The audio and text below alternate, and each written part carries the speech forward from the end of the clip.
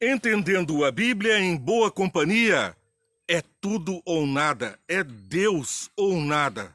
Vamos observar lições maravilhosas de como, dentro do conhecimento humano, as pessoas têm sido conduzidas a crescerem no conhecimento. E Deus nos convida a termos uma conversa racional com Ele. Ele nos convida a conhecer a verdade. Veja o que diz Gênesis capítulo 1, verso 1.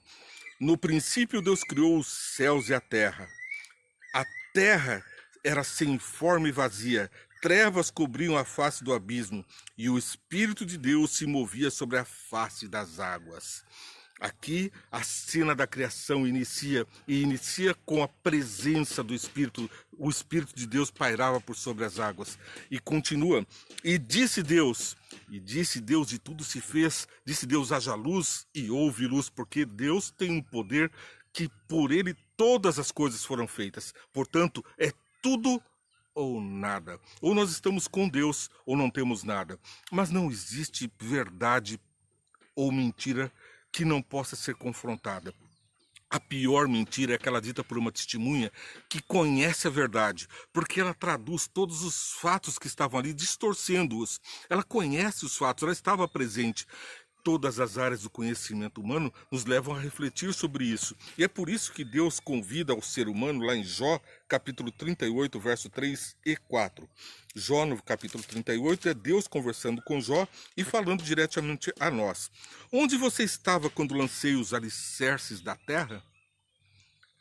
Que pergunta que Deus faz, entre outras que ele vem trazendo no capítulo 37 e 38 de Jó. Como falamos ontem, Deus pergunta onde você estava quando lancei, para poder ficar questionando a minha criação, os raios, os trovões, todas as coisas que eu faço, o poder com que fiz as coisas.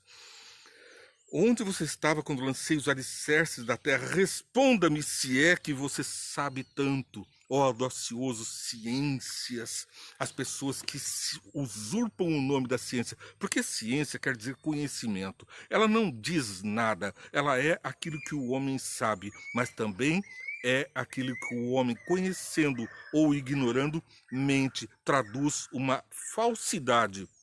É uma testemunha falsa. E nós vamos ver o que acontece com Daniel, capítulo 12, verso 4. Daniel, capítulo 12, está falando sobre o fim dos tempos. Feliz aquele que espera alcançar o fim dos 1335 dias. Pois bem, nós somos felizes por quê? Porque ele diz, vê e entende, 12, verso 4. Mas você, Daniel, fecha com um selo essas palavras do livro até o tempo do fim. Muitos irão por todo lado em busca de maior conhecimento. Então nós estamos ainda em busca de conhecimento. E em outra tradução diz, a ciência se multiplicará, o conhecimento se multiplicará. E é por isso que nós estamos compreendendo melhor e derrubando as heresias dos falsos cientistas, como já no passado muitas vezes ideias, artes, ciências têm sido derrocadas, vãs filosofias, como diz o apóstolo Paulo, que não conduzem a lugar nenhum. Jesus falou sobre isso em Mateus capítulo 24, verso 4. Jesus se pôs, cuidado que ninguém vos engane. Ele nos advertiu, cuidado que ninguém vos engane. E no verso 15 do capítulo 24, assim quando vocês virem o sacrilégio terrível do qual falou o profeta Daniel no lugar santo, quem lê, entenda. Por isso que eu li Daniel antes, ele está falando do final dos tempos, quando a ciência se multiplicaria. E aqui Jesus está dizendo claramente, quando vocês virem a ciência se multiplicando, e os fatos que eu estou falando aqui em Mateus 24, os sinais da minha breve volta, estão evidentes. Quem vê, entenda. Quem lê, entenda. É o título do nosso programa, foi tirado aqui desse verso e também de Apocalipse. Veja Hebreus capítulo 11, verso 1. Isso nos distingue dos demais. Os filhos de Deus creem no Pai. As criaturas de Deus estão procurando no abismo, lá onde no princípio criou Deus os céus e a terra, e havia trevas sobre a face do abismo, e Deus chega e ilumina. Os que não são filhos de Deus, são criaturas, continuam nas trevas, não estão vendo as coisas. Veja o que diz Hebreus 11:1. Ora, a fé é a certeza daquilo que esperamos e a prova daquilo que não vemos. Nós temos prova na fé. Eu acredito e posso ter fé. Eu guardo para a nossa meditação 4 áreas de conhecimento nas quais eu tenho atuado: o direito, a história, o jornalismo, a biologia e agora a religião, que é o que nós estamos falando.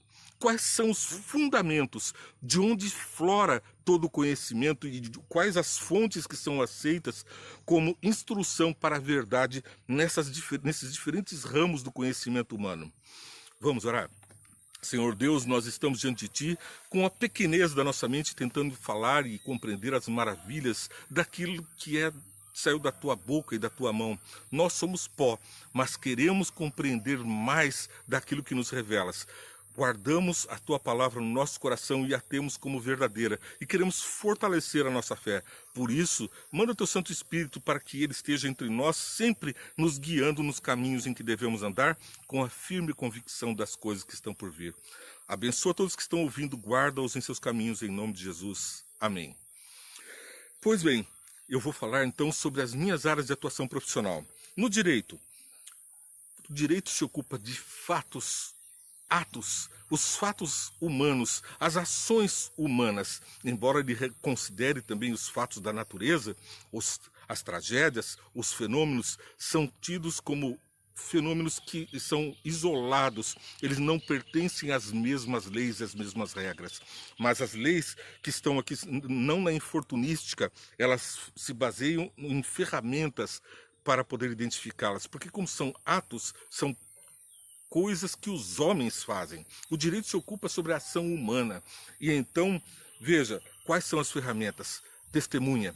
A testemunha é uma ferramenta importantíssima no direito, mas não devemos esquecer que existem as falsas testemunhas. E como eu disse agora há pouco, a falsa testemunha é aquela que conhece a verdade e adultera a verdade e mente. Essa é a mais perigosa, porque ela traduz diante do juiz e de uma audiência os fatos que estavam ali narrados, descrevendo os objetos com precisão, data, hora, dia, tudo nos leva a uma convicção, mas ele adultera propositadamente a verdade. Outras testemunhas estão enganadas por si mesmas. Viram sobre um ângulo que não lhes permitiu compreender completamente a cena e traduzem uma heresia que, embora seja verdade para ela, não corresponde à verdade dos fatos. Isto é o ser humano na sua limitação. Temos olhos apenas para frente. A testemunha vê num ângulo, não consegue ver o todo. Aí, de novo, lembro Gênesis capítulo 1, verso 2. Trevas estavam sobre o abismo e nós vivemos no limiar entre a luz e as trevas. Deus nos ilumina no caminho que devemos andar. Pois bem, ferramentas do direito ainda a lógica. Nós temos que ter coerência naquilo que falamos. As pessoas acusam a religião de ilógica, de incoerente, de ter muita fé para crer. Mas eu estou dizendo do que aqui no direito? Estas coisas que eu estou falando, as testemunhas, a narrativa dos fatos, elas nos levam dentro do conhecimento filosófico, sociológico e dentro da razão do fato e do direito a um entendimento racional. Ela quer nos convencer, quer nos fazer ter fé de que aqueles fatos se deram daquela forma. Quantas pessoas estão na cadeia condenados injustamente? Quantos estão soltos e outros pagando pelos seus crimes? Sabemos disso.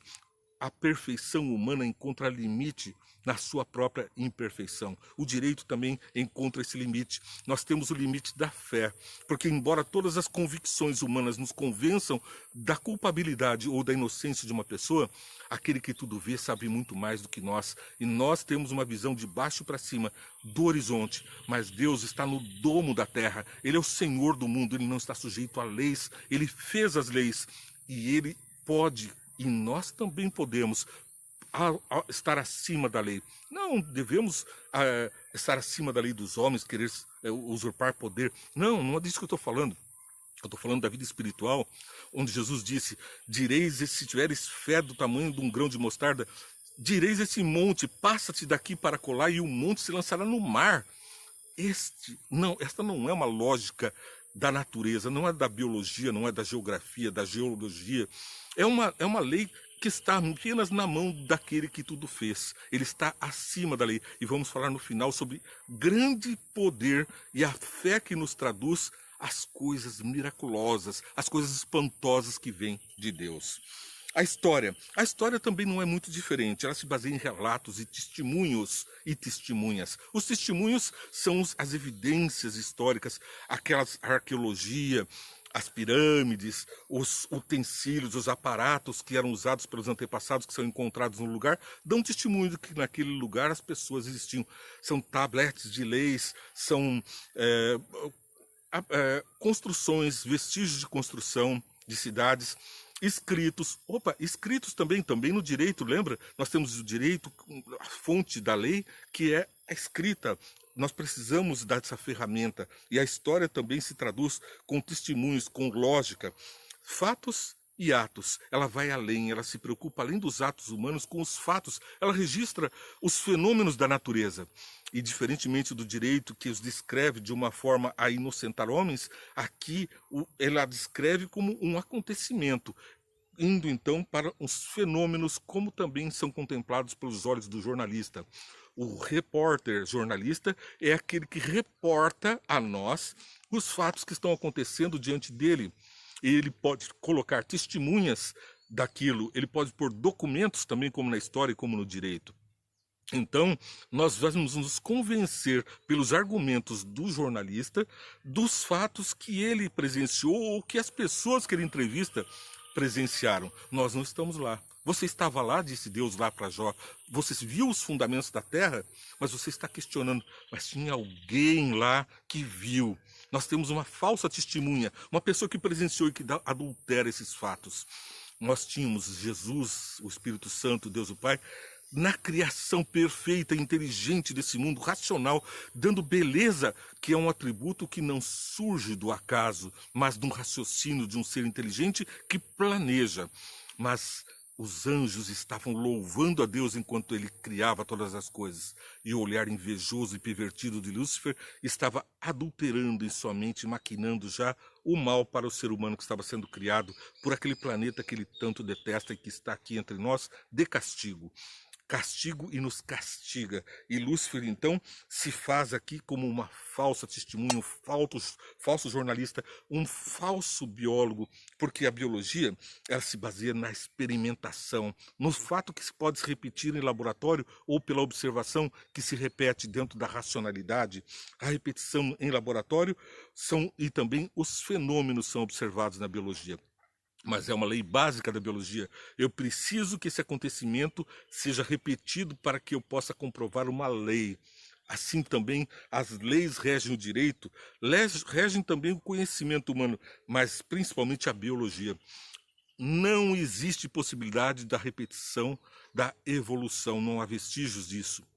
Portanto, a ideia de evolucionismo é uma mera filosofia. Ela é uma ideia religiosa de pessoas que cultuam o anticristo, cultuam viver sem Deus. Precisam entender pela lógica satânica de que o mundo surgiu do acaso, do nada, que a matéria veio do nada, exatamente contrariando a lei da física, que do nada não surge nada, da matéria surge matéria, e a lei da biologia, que da vida surge vida. Isso não sou eu que estou dizendo, são as leis. Eu ensinava isso nas escolas dos livros da biologia. São leis, eu preciso do experimento para comprovar, e preciso da lei da biologia, da lei da natureza. Essa lei se repete, faz-nos enquadrar dentro da lógica da biologia. São fenômenos que são inteligíveis. E Deus nos convida lá em Jó 37 e 38. Me explique como é que surgem os raios, os trovões, a chuva, a neve. Como é que as coisas acontecem? Você não estava lá. E você me questiona, eu, o Criador? Eu te questiono, homem, diz lá no verso, capítulo 37 de Jó, versos 4. Lembra? Vou ler de novo. Jó 38, verso 4. Onde você estava quando lancei os alicerces da terra? Responda se é que você sabe tanto. Mas ele diz antes, no verso 3, prepare-se, como simples homem, vou lhes fazer perguntas e você me responderá. Você que se diz conhecedor da origem da terra, que quer aí levantar teorias sobre o surgimento das coisas, você estava lá? Eu te pergunto como homem, me diga onde é que você estava enquanto eu fazia a terra. Nós temos a testemunha, Deus, a palavra dele. A nossa fé vem da convicção, da plena convicção das coisas que nós não vemos, mas que A palavra de Deus, os fatos, a natureza nos traduzem. A religião vai além, porque ela está ligada ao poder de Deus. Ela vai além do que nós vemos como jornalistas, da biologia, da história e do direito. Ela complementa porque Deus não está ligado à limitação das leis. Ele fez a limitação das leis para a natureza e para nós. Mas ele é o gestor, é o criador, ele tudo pode. Veja, a profecia, ela nos mostra coisas que não podem ser vistas no direito. O direito não pode julgar assuntos que ainda estão por acontecer. Ele se baseia na vida pretérita. Ele não pode antecipar juízo. Está vendo que a pessoa vai fazer uma coisa errada, mas ali o direito não pode julgar, condenar a pessoa pela sua intenção. Ela pode até ter uma medida cautelar de proteção, ela vai proibir a pessoa de agir daquela forma, mas ela não pode condenar a pessoa porque ela agiria daquela forma. Quando ela age, ainda que evidente que iria agir, aí sim o direito entra em ação, mas ela precisa da ação humana. Mas Deus não precisa da ação humana, ele está acima de tudo isso. A história, ela contempla, mas Deus viu, assistiu os fatos da história e nós estamos diante daquele que construiu a história. Veja, Babilônia, o Egito, Babilônia, a Medopérsia, a Grécia, Roma, são os maiores reinos que essa terra já teve, dominaram o mundo de então. Eram enormes os seus domínios em países muito ricos. No entanto, o Egito, Babilônia, Grécia, Medopérsia e mesmo Roma hoje significam o que dentro do universo do nosso mundo? Se afastaram de Deus e não significam mais nada, são países que estão sofrendo, inclusive economicamente, e as suas ideologias distantes de Deus os levam a um caminho de perdas. Embora Deus tenha levado a mensagem claramente a Faraó através de Moisés, ele recusou. Embora Daniel tenha pregado firmemente ao rei de Babilônia, ele se converteu, mas os seus sucessores se distanciaram de Deus. Veio a Medopérsia e o rei se converteu e fez leis a favor de Deus, mas as próximas gerações adulteraram os fatos e levaram esses países à perdição. Também Roma se apegou com o anticristo e tem pregado heresias, como, por exemplo, dizer que a Bíblia não é um livro de ciência, nem um registro histórico fidedigno, mas uma mera ideia a ser interpretada. Cuidado com os falsos profetas, eu repito sempre, essa é a voz do anticristo. A palavra de Deus é uma só. Eu sou Deus e não mudo, diz a palavra de Deus.